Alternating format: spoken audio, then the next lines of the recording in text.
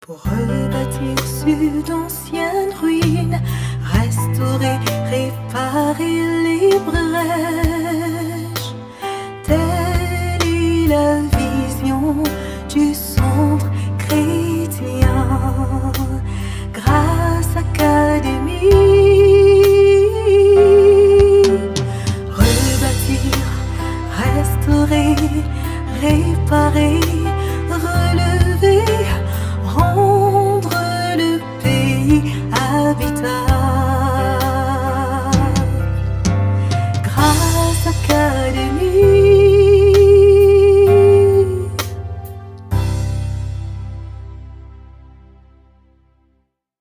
Le but de Dieu en te sauvant, c'est pas pour que tu ailles seulement au ciel. Tu dois manifester le royaume de Dieu ici. Tu es né de nouveau, rendu capable sur la terre pour pouvoir amener le ciel sur la terre. Donc Dieu attend et la création aussi attend ta manifestation. Il faut que tu saches qui tu es. Il faut que quand un chrétien est transplanté dans un désert, que ce désert commence à fleurir. Une entreprise fait faillite et on tombe sur toi. Tu relèves l'entreprise et tu rappelles tout ce qu'on a renvoyé. C'est ça la manifestation des enfants de Dieu. Il y a un village qui est embrigadé par des sorciers. Et Dieu t'envoie là-bas. Ta seule présence chasse ces esprits. C'est ça la manifestation des fils de Dieu. Le plus grand ennemi de l'homme, c'est pas le péché, c'est pas le diable, c'est l'ignorance. Et pour chasser l'ignorance, il faut que la lumière soit.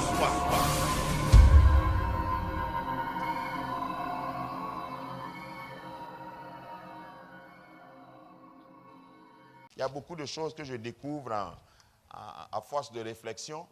Généralement, si un manguier est dans un village, souvent le propriétaire même le néglige.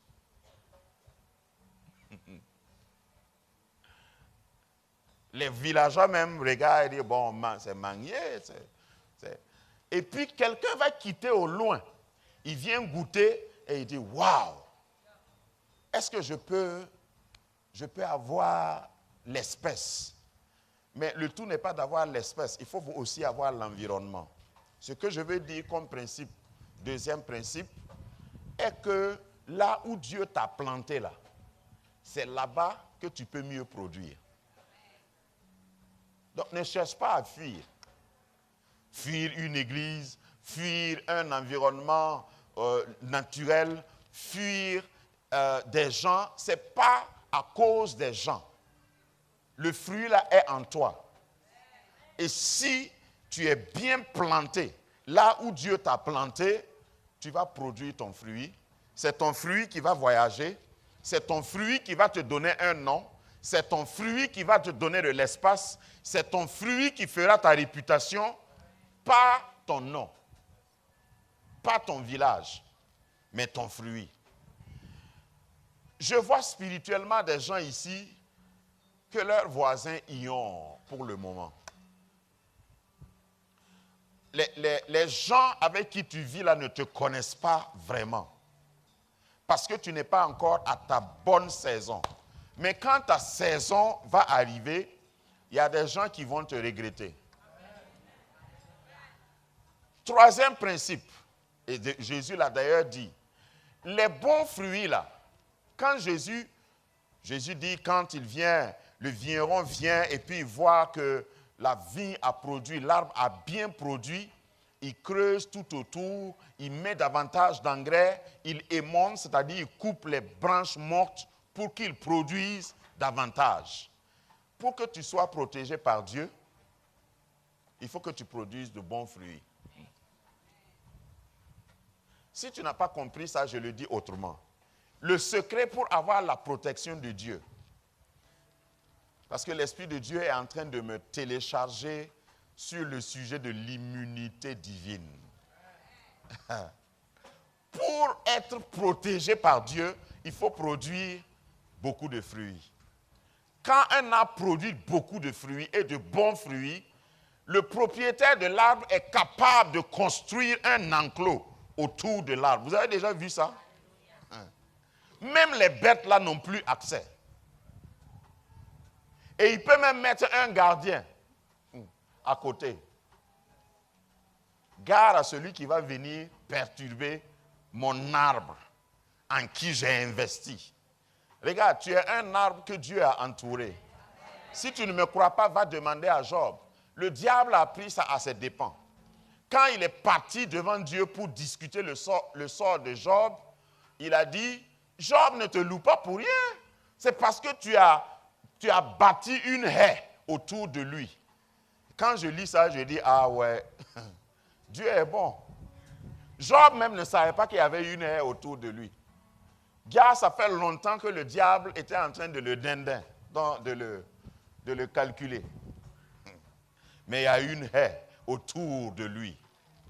À cause de ses fruits. Parce que Dieu même se vantait de Job devant l'ennemi en disant, est-ce que tu as remarqué? Oh, que Dieu te remarque avant le diable. Comme Dieu a remarqué Job, il dit au diable, est-ce que tu as remarqué mon fils là? Simplement à cause des fruits que Job produisait. Si tu as du bon fruit, tu n'as même pas besoin de prier pour certaines choses. Protection, santé. Je sais qu'il y a des messages qui encouragent les gens à souffrir. Parce que si tu souffres, ça veut dire que Dieu t'aime. Si tu es pauvre, fauché, avec beaucoup de crédits dans le quartier et puis tu déménages tous les 6 mois, ça veut dire que la terre n'est pas pour toi. Ta nouvelle patrie, c'est là-haut. Ils mentent. Ils te flattent. Si tu as du bon fruit, c'est Dieu même qui fait ton palabre, comme dira un Ivoirien. C'est Dieu qui te défend. Les bons arbres là sont protégés. On ne peut pas comparer les fruits sauvages et les fruits domestiqués ou domestiques. La différence est qu'il y a un qui croît naturellement, qui se débrouille dans des conditions difficiles. Généralement, les fruits sauvages sont maigres. Les fruits qu'on a entretenus là sont juteux, sont bien gros. Ne sois pas un fruit sauvage. Si tu produis de bons fruits, tu peux peut-être commencer en brousse. Mais quelqu'un va aller te domestiquer. Il dit, cet arbre-là produit bien, je vais l'entourer. Quelle que soit ton origine, ce que je veux dire simplement, c'est que si tu produis de bons fruits qui correspondent à la repentance, Dieu va tout faire pour que tu sois protégé.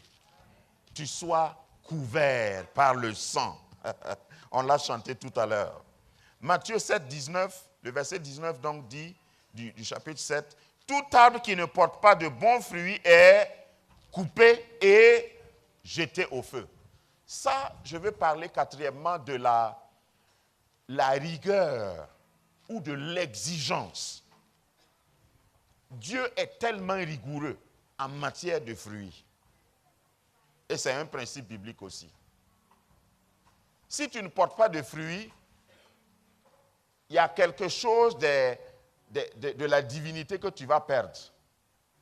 La miséricorde. Dieu n'éprouve aucune miséricorde pour celui qui ne porte pas du fruit. Mais regardez ici.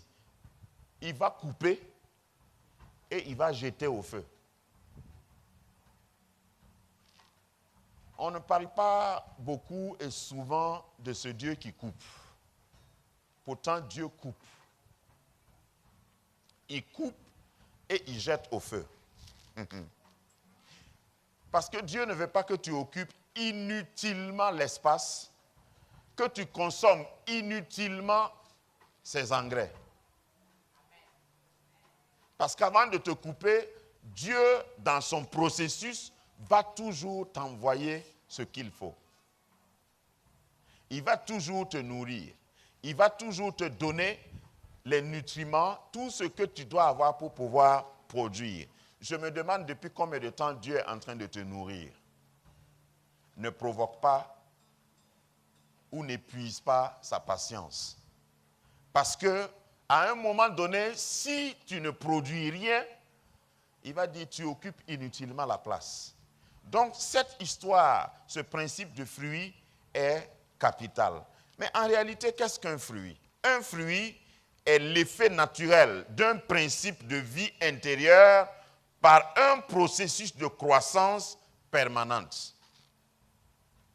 Il y a des mots-clés qu'il faut retenir. Effet naturel, principe de vie, processus de croissance. Même si tu es un bon arbre, on ne peut pas te planter aujourd'hui et puis récolter des fruits sur toi ce soir. D'accord? Dis à ton voisin, sois patient envers moi. Ok. Entre nous-mêmes, nous devons être patients. Et Dieu est patient envers nous parce qu'il attend. Il est conscient que c'est un processus. Avoir du fruit, là, c'est un processus. Et prier pour tous les pasteurs. Parce que souvent, les pasteurs sont plus impatients que Dieu. Enfin, par pasteur ici, vous pouvez même mettre les parents.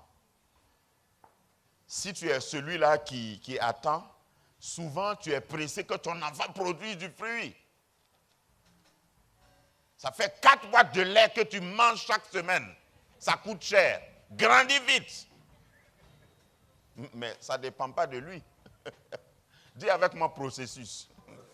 Voilà. À 3 ans, il va toujours manger ton lait, boire ton lait, et puis souvent ça ne suffit même pas, il faut compléter. C'est un processus. Si tu crois que c'est facile, deviens parent et tu vas voir. Il faut être patient. Parce que porter du fruit, là, c'est un processus. Ça prend du temps. Ce n'est pas pour rien que certains parents à un certain âge, mais ce n'est pas chrétien, hein, regardent leur enfant et disent, j'ai tout fait pour toi. Maintenant, c'est ton tour de tout faire pour moi. Dieu n'a jamais dit ça. Voilà. Donc, que Dieu pardonne tous les parents qui convoquent leurs enfants au commissariat pour réclamer retour d'ascenseur. Si l'enfant le fait, et l'enfant doit le faire, mais ce n'est pas à toi, père, de condamner, de maudire même à la limite, parce que ce que tu attendais là, j'ai tout fait. Tu n'as pas tout fait. Certains parents même n'ont pas tout fait. Amen. Donc c'est un processus. La croissance prend du temps. Tu ne peux pas porter du fruit du jour au lendemain. Amen. Ça c'était, mais je vais revenir là-dessus. Un fruit a besoin de temps pour se développer et atteint sa maturité à l'aide de nombreux facteurs extérieurs. La germination ne vient pas de l'extérieur, mais la croissance dépend de beaucoup de facteurs extérieurs. Et quand nous allons aborder les conditions, je vous dirai par exemple que si vous commencez à produire et vous n'êtes pas dans un bon environnement, vos fruits peuvent se gâter, peuvent se corrompre. Bon environnement, c'est-à-dire l'église que tu fréquentes, les messages que tu écoutes, les compagnies que tu as, les amis que tu as autour de toi, ta compagnie, je veux dire, ça peut affecter. Vous n'avez jamais vu un fruit sortir et pourrir l'environnement. Parce que Dieu veut que tu portes et Dieu va tout faire pour que le fruit sorte. Mais si tu n'es pas dans un bon environnement, c'est compliqué. Ça peut pourrir. Tu as fourni des efforts. Tu as même fait consentir des privatisations, des privations, mais à un moment donné, ton fruit n'atteint pas la maturité. Personne ne peut manger parce que ton environnement est pollué, est pourri. Donc, il t'appartient, sur le plan spirituel, de choisir, par exemple, dans quel environnement tu veux évoluer. Si tu n'es pas dans un bon environnement, tes fruits vont être corrompus, ne vont pas s'épanouir. Tu peux être un bon arbre, mais l'environnement va te conditionner. Donc, l'environnement, l'eau, la température extérieure, la lumière du soleil, etc. est très, très important. Amen. Sixième principe. Non, ou du moins, qu'est-ce qu'un fruit? Le fruit, c'est un organe végétal succédant à la fleur et protégeant la graine. Organe végétal succédant à la fleur et protégeant la graine. Ça, on parle de la composition du fruit. Un bon fruit est équipé pour se reproduire. Allô? Parce qu'après toi, il faut qu'il y ait toi. Si tu es un bon fruit, après que tu aies quitté le monde, on doit voir quelque chose que tu as laissé, qui ressemble exactement à toi. La reproduction. Si tu es un bon fruit, tu n'as même pas besoin de quitter la terre avant de te reproduire. Allô? Que Dieu t'aide à te reproduire dans d'autres personnes. Parce que si tu es un bon fruit, le fait qu'on te consomme, le visage de quelqu'un va rayonner. Parce qu'on dit que quand tu manges les fruits, si tu manges beaucoup de fruits, ça joue sur ta peau. Ça joue sur ton visage. Amen. Ce n'est pas la même chose pour certains aliments. Hein. Il y a des aliments aussi, quand tu les manges, ça va jouer sur ton visage. Mais, en tout cas, on ne peut pas prendre photo facilement. Mais si c'est des fruits, du bon fruit, tu vas rayonner. Et quelqu'un va être béni à cause de toi, à cause de tes fruits. Tu dois pouvoir te reproduire. Le fruit doit avoir en lui, tout bon fruit, une graine. Est-ce que tu as des grains? Parce qu'il y en a qui sont de bons fruits, mais ils finissent. Il y a des fruits où, même dans la cour ici, tu vas manger et puis tu vas jeter la graine sans calculer. Mais quand il va pleuvoir, la graine refuse de finir avec toi. Et puis ce n'est pas toi qui vas la finir. Elle va pousser. Amen. Donc si tu es un bon fruit, on doit te voir encore et encore et encore et encore. Parce que tu as, et certains fruits ont même plusieurs grains, pour multiplier la chance de reproduction. Et c'est à cause de cela que Dieu a fait de sorte qu'on ne cuise pas les fruits avant de les manger. Pensez-y. Si on mettait tous les fruits qu'on cueillait là au four avant de les manger, peut-être qu'un jour on n'aura plus de fruits. Mais Dieu a tellement pris soin et il a fait de cela un principe que tu prends le fruit, tu le manges frais et tu jettes la graine pour que la graine puisse continuer. On ne pourra pas te manger entièrement. C'est-à-dire, il y a des gens parmi vous, vous faites du bien, vous faites du bien, vous faites du bien. Et on dirait que ceux à qui vous faites le bien veulent vous exterminer. Ils ne peuvent pas. Si tu es un bon fruit, quoi qu'on fasse, on va toujours te rencontrer quelque part dans la nature. Tu resteras, tu subsisteras aux intempéries, tu subsisteras à la méchanceté. Amen. Les fruits entretiennent la vie de l'homme. Ils procurent un plaisir renouvelé par leur immense variété en goût, en consistance. C'est beau de regarder un panier de fruits, n'est-ce pas? Quand vous regardez un panier de fruits, c'est déjà une décoration de Dieu. Et Dieu prend soin de donner des couleurs à chaque fruit. Une couleur à chaque fruit. Et puis cette couleur-là, non seulement attire les hommes, attire les mouches, attire les abeilles, parce qu'il y a des abeilles qui ne sont attirées, si vous étudiez un peu, qui ne sont attirées que par la couleur jaune. Parce que ce qu'elles doivent prendre pour la cross-pollinisation, je crois que c'est comme ça qu'on appelle, c'est dans les fruits jaunes. Donc tu vois l'abeille en train de tourner là, c'est un fruit jaune, il cherche. Et si on va plus loin dans la science, à chaque couleur correspond une composante dans le fruit qui peut résoudre ou apporter certains minéraux ou certaines vitamines. Les couleurs ne sont pas faites au hasard. Qui a coloré les fruits? Maintenant que j'ai expliqué sommairement, quelqu'un d'autre plus élaboré peut... Mais c'est Dieu qui a donné ces couleurs-là. On n'a pas tous les mêmes fruits et la même espèce. Dis-moi amen. Ta couleur-là, il y a quelqu'un qui ne cherche que ça.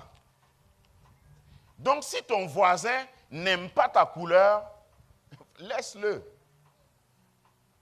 S'il s'attarde trop à côté de toi alors qu'il ne t'aime pas, il faut lui dire circule. Il faut partir. Ce que tu veux là, peut-être ça y est devant. Mais moi, je ne vais pas changer de couleur. Parce que quelqu'un peut t'amener à dire, ah, bon, comme tout le monde aime banane, moi aussi je vais essayer d'être banane. Alors que tu es avocat. On dit qu'une bonne banane doit être jaune. Toi, tu es avocat. Et tu forces pour jaunir. Après, tu te rends compte que personne ne vient encore vers toi. Parce que tu as été dénaturé. Quand nous sommes ensemble, comme dans ce panier, c'est joli. Donc, ne luttons pas pour avoir la même couleur. Je vais insister là-dessus plus loin dans l'année. Sois le fruit et la coloration que Dieu t'a donné dans sa maison. Au lieu de lutter pour, par exemple, l'avocat essaie de s'allonger pour être comme une banane. Et puis, il veut changer de couleur. Et puis, il se courbe pour ressembler à une banane parce qu'on aime les bananes. Ça, c'est de l'autoflagellation. Sois toi-même. Sur tous les plans, sois toi-même. Pourvu que tu sois attaché au cep. Quand ton temps vient, tu donnes ton fruit. Amen. Et je sens que cette année va être une année de libération pour beaucoup de gens parmi nous. Parce que enfin, tu vas te rendre compte pourquoi Dieu t'a fait comme il t'a fait et pourquoi tu es comme tu es. Parce que ce n'est pas un péché d'être différent. Ce n'est pas un péché d'être là où tu es. Ce n'est pas une erreur de parcourir le chemin que tu as parcouru jusqu'à présent. Et Dieu veut qu'enfin, ton vrai toi la sorte. Que tu abandonnes et tu enlèves de ton esprit tous les clichés que tes parents, j'allais dire même ton mari ou ta femme t'a donné. Il y a des parents qui regardent leur enfant et ils disent, toi là, toi tu ne seras rien. Je vous ai déjà dit qu'on ne dit pas ça à son enfant. Ici, c'est prohibé, c'est interdit. Si l'enfant vient me dire ça, je te convoque. Moi. Il ne faut pas regarder un enfant et dire, ah, ta tête comme la tête de ton oncle là. Tu finiras comme ton oncle. Il ne faut jamais dire ça. Même si sa tête et la tête de son oncle sont comme deux gouttes d'eau. Ce n'est pas ta bouche là qui doit dire ça. Libère l'enfant pour qu'il s'exprime et qu'il atteigne sa destinée. Son oncle n'a rien à voir avec sa destinée. Romains 6, 21 nous dit que nous devons porter du bon fruit.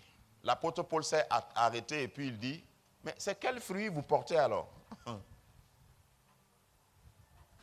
On a souvent besoin de se poser soi-même cette question. C'est quel fruit moi je porte? Parce que si ton fruit dérange, si ton fruit te fait rougir, c'est-à-dire te met dans la honte, dans l'embarras, ou ton fruit embarrasse l'église. Il y a des gens qui ont des fruits qui embarrassent toute l'église. Il faut que nous fassions attention.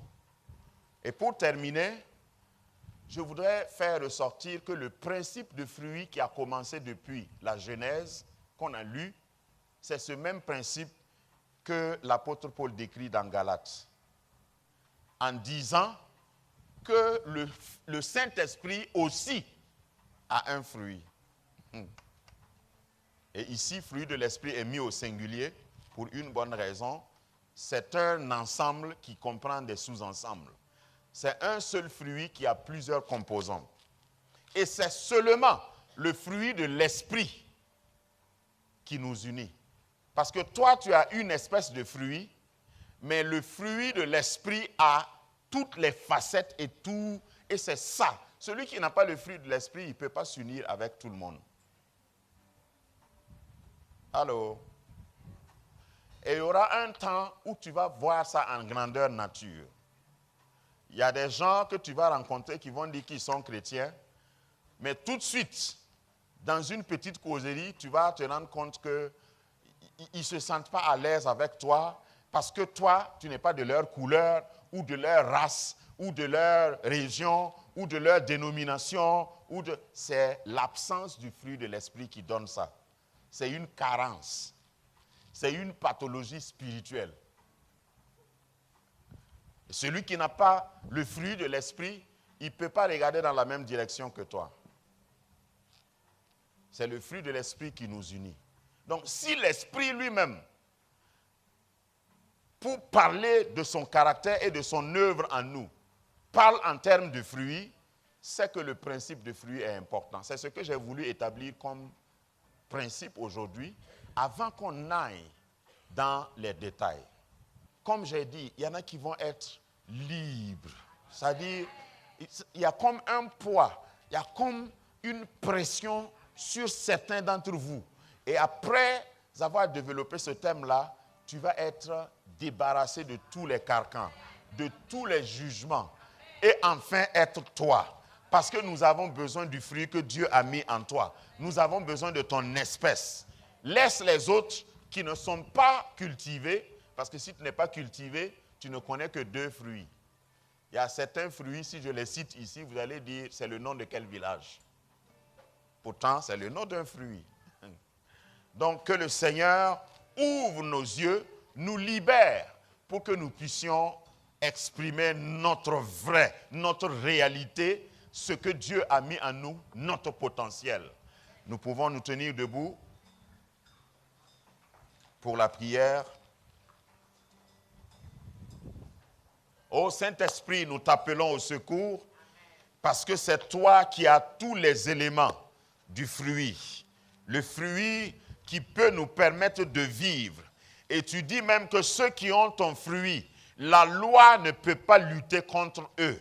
C'est pourquoi, Seigneur, permets à chacun de nous d'être solidement attaché au cep, au vrai cep qui est Jésus-Christ de Nazareth, afin que nous puissions exploser, afin que nous puissions nous déployer, afin que nous puissions radier et servir le monde et servir ta maison. Seigneur, donne-moi de faire sortir l'espèce que tu as mis en moi, le don que tu as mis en moi, le talent que tu as mis en moi. Aide mon frère et aide ma sœur. Notre désir en cette année est de pouvoir effectivement représenter ton royaume, porter du fruit digne de la repentance et refléter ta gloire. Seigneur, aide Grâce Académie, aide tous ceux qui viennent ici, afin à la fin de l'année, du moins, nous puissions te présenter des résultats. Merci pour ta grâce. Merci parce que ton esprit va toujours œuvrer, va toujours accompagner et tu vas bénir ton peuple. Bénis cette semaine, Seigneur, que je déclare gagnée par la foi.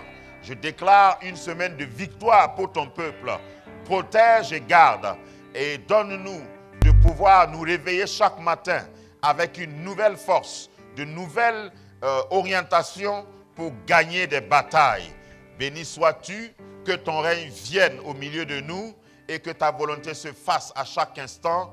Sois béni, Seigneur. Nous t'aimons de tout notre cœur. Au nom de Jésus. Amen. Grâce Académie,